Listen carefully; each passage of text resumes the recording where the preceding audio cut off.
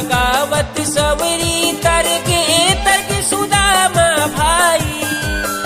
राम लगावत सवरी तर्क सुदामा भाई। गड़ी कयऊ अजामिल तरगे अहिल्या नारी। गड़ी कयऊ अजामिल तरगे नारद भाई। राम भजन माँ पढ़ सकती है, राम भजन लगा ले रे। राम भजन माँ पढ़ सकती है, राम कथा लगा ले रे। मैं तो बाद में भैया मोर पछताना पड़ी रे।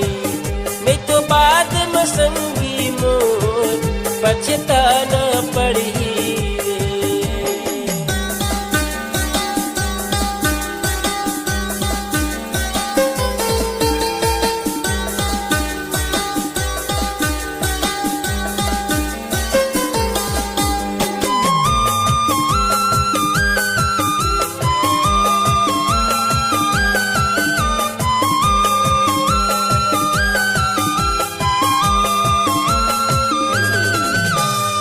ए दुनिया में आखिर संगी मोह माया में भुला गे।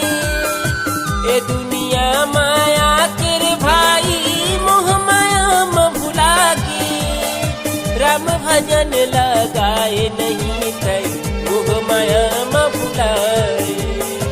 राम भजन लगाए नहीं तय मोह माया में भुलाए।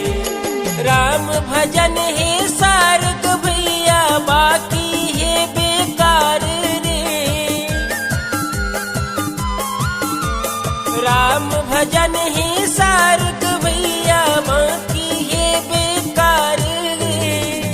हरि नाम लगा ले रे पछते पछतावेगा।